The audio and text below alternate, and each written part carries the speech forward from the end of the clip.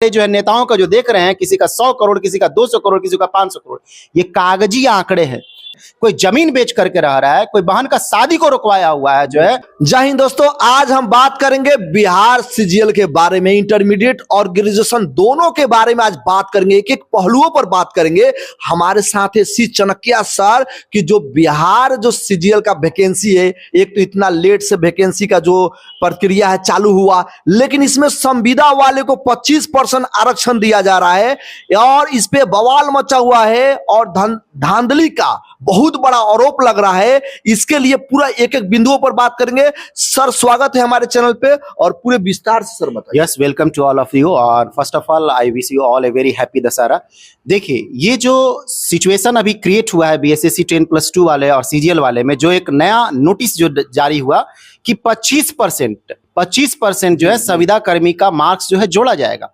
ये समझिए एक पिछला दरवाजा है एक बहुत बड़ा घोटाला करने के लिए। जो है आप मध्य प्रदेश में एक व्यापक घोटाला सुने थे, बिहार में इस रास्ते से जो एक व्यापक घोटाला जो है वो हो सकता है। देखिए, पिछला दरवाजा बनाया गया है नेताओं के द्वारा और ब्यूरोक्रेट्स के द्वारा, जो है संविदा कर्मी के थ्रू जो है, उनके थ्रू जो है बड़े पैमाने पे जो है भ्रष्टाचार का जो है अंजाम देना और अरबों रुपया, करोड़ों भी नहीं, अरबों रुपया का जो है डील करना। जो है देखिए क्या प्रॉब्लम हो रहा है। संविदा कर्मी वाले को जो है 25% मार्क्स जो है दिया जाएगा, 25%। पहले लोग 25 अंक का सोच रहे थे, जब आरटीआई वगैरह लगाए तो मालूम चला कि 25% का बोला जा रहा है। जो 25% का मतलब 1/4 होता है। अब आप इसका सिंपल कैलकुलेशन समझिए, भ्रष्टाचार कैसे होगा और कैसे हमारे योग्य छात्र जो है अयोग्य के सामने घुटने टेक देंगे या अयोग्य के सामने जो हार जाएंगे। देखिए पहले इसका मैथमेटिक्स समझिए। जब 25% बोल रहा है, इसका मतलब 1/4। मान लीजिए 600 मार्क्स का जो एग्जाम लिया, सपोज कर लीजिए, एग्जांपल बता रहे हैं कि 600 मार्क्स का लिया, तो 150 मार्क्स जो है देगा कहां? संविदा कर्मी को। अब हमारे योग्य और होनहार छात्र जो टैलेंटेड है, मान लीजिए वो जो है 350 नंबर जो है लाते हैं, सपोज कर लीजिए जो। और जो अयोग्य छात्र है, जो संविदा वाले हैं, जो ठीक है, जो पहले से विभाग में जो है भ्रष्टाचार पे जड़ बनाए हुए, उनका यदि सपोज कर लीजिए 200 मार्क्स भी आता है, तो क्या हो जाएगा? इसमें जुड़ेगा 150 और ये 350 के पास पहुंच जाएगा। हमारे योग्य छात्र यदि 300 लाए हैं, वो 200 लाया है, फिर भी उसका मार्क्स 350 चला जाएगा। तो सोचिए उसका कैसे आगे बढ़ रहा है। हमारे योग्य छात्र यदि 400 नंबर लाए हुए हैं और वो यदि 300 नंबर लाया हुआ है, तो 450 पे पहुंच जाएगा।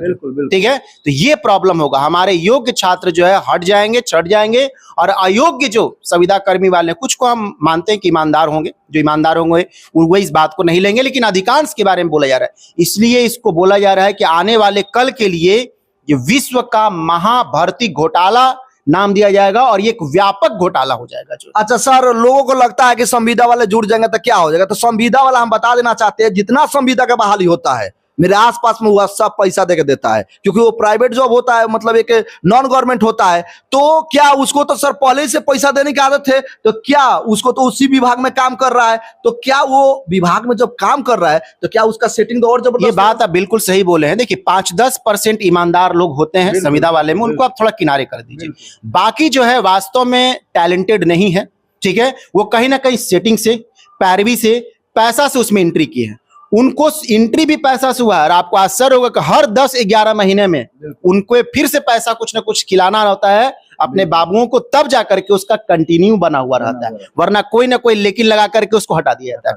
तो जिसको शुरू से ही जो है, जिसका नींव में ही जो है भ्रष्टाचार है, वो तो हमेशा सोचेगा कैसे। हम भी बहुत संविदा कर्मियों को जानते हैं जिसका दिमाग सिर्फ एक ही चीज पे लगा हुआ रहता है, इस संविदा कर्मी में अपने जॉब को मेंटेन आगे की ओर रखे रहना और लूट जितना सकते हो उतना लूट लो जो है, क्योंकि कब हट जाएंगे कोई पता नहीं। लूटने में वो पीएचडी कर चुका है, महारत हासिल कर चुका है, क्योंकि उसको मालूम है कि हम तो टैलेंट है नहीं, कहीं ना कहीं इसमें एंट्री कर चुके हैं और उसको कहीं ना कहीं भ्रष्टाचार में हमेशा लिप्त रहना है। तो भ्रष्टाचार तो बढ़ेंगे ही बढ़ेंगे, लेकिन सबसे बड़ा मुद्दा यह है कि 25% के चक्कर में जो है हमारे योग्य छात्र जो है, हमारे योग्य स्टूडेंट जो है वो छट जाएंगे और इसमें करोड़ों नहीं अरबों का घोटाला जो है बोला जाएगा। अच्छा सर, जब संविदा वाला को देखिए, संविदा वाला से कोई हम लोग को एथी नहीं है, लेकिन संविदा वाला को जब डालना ही था, तो जिस समय फॉर्म निकला था, बच्चों को कहना है, जिस समय फॉर्म निकला था उस समय नोटिफिकेशन में क्यों नहीं ये बात डाला गया था, इसके बारे में क्या कहना चाहिए? देखिए यही तो बातें है सरकार और जो भ्रष्ट ब्यूरोक्रेसी है, भ्रष्ट नेता और भ्रष्ट ब्यूरोक्रेसी बैठ करके साठगांठ जो है टैक्टिकली रूप से, ठीक है, एक डिप्लोमेटिकली रूप से सोचा कि एक तीर दो निशाना लगा लो। जो यदि आपका मन में छल कपट नहीं था तो सबसे पहले तो आप ये करते कि कुछ सीट, जैसे रिजर्वेशन होता है ना, कुछ सीट को अलग कर देते कि लीजिए हम इतना सीट बढ़ाए हैं, ये संविदा कर्मी के लिए कर दे रहे हैं, और बाकी जो है हमारे टैलेंटेड जो छात्र है उनके लिए रहेगा। सबको मिक्स कर दिए, इसका मतलब आप अधिकांश को जो है संविदा कर्मी वाले को ले लीजिएगा। और आपको याद होगा पीछे का जो है इंजीनियरिंग का जो है भर्ती जो हुआ है, जूनियर इंजीनियर वगैरह का, जो अभी भी मारे मारे फिर रहे हैं, क्योंकि उनको इसी तरह का टैक्टिक्स अपना करके ये ब्यूरोक्रेट्स वाले, यदि आपको मालूम होगा तो आईटी का स्टूडेंट, एनआईटी का स्टूडेंट छट गए उसमें जो है। और टपोरी छाप जो इंजीनियरिंग का जो अच्छा से जो है स्पेलिंग नहीं जानता होगा, अच्छा से जो है ड्राफ्टिंग करने नहीं आता होगा, जो है वो सब उसमें हो गया, क्योंकि उसको पैसा देने आया, कहीं ना कहीं से वो पैसा दिया जो है। कुछ ईमानदार लोग भी हुए होंगे, हम वो 5-10% को हटा देते हैं। बिल्कुल बिल्कुल। अच्छा सर, हम रहमांशु सर के वीडियो देखे, वो एक एक पन्ना खोल के बता रहे हैं कि बहुत सारे नेता है। देखिए, नेता कह रहे हैं तो इसके मतलब ये नहीं कि आप अपने दिल पर लीजिएगा। बहुत सारे नेता है जो कि वो बता रहे थे कि अपना मन प्रॉपर्टी विदेशों में बना रहे हैं और ये सेटिंग कर करके, इसके बारे में आप क्या कहना चाहिए? देखिए, रहमांशु सर वैसे टीचर हैं जो पहली बार इस मुद्दे को जो है बड़े पैमाने पर उठाएं, क्योंकि वो बीपीएससी वाले में भी जो है वो रह चुके हैं। तो इनके इसके लिए धन्यवाद। और ज्यादा डिटेल में यदि आप वीडियो देखना चाहेंगे तो उनके चैनल पे भी जाकर के आप देख सकते हैं, उसमें बहुत सारी डिटेलिंग जो है दिया हुआ है अच्छी तरह से जो है।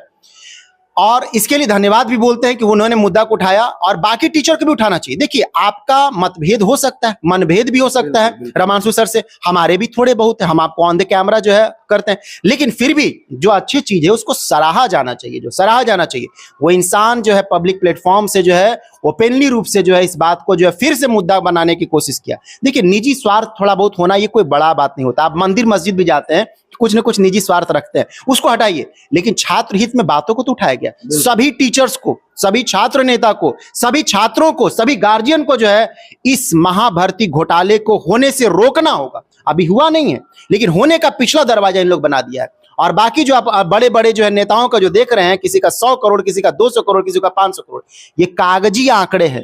कागजी आंकड़े और रियलिटी में जो है 4 गुना का अंतर होता है। जो अभी 200 करोड़ बोला जा रहा है, हो सकता है 800 करोड़ जो है कई हजार करोड़ हो सकता है, ये जो 1000 करोड़।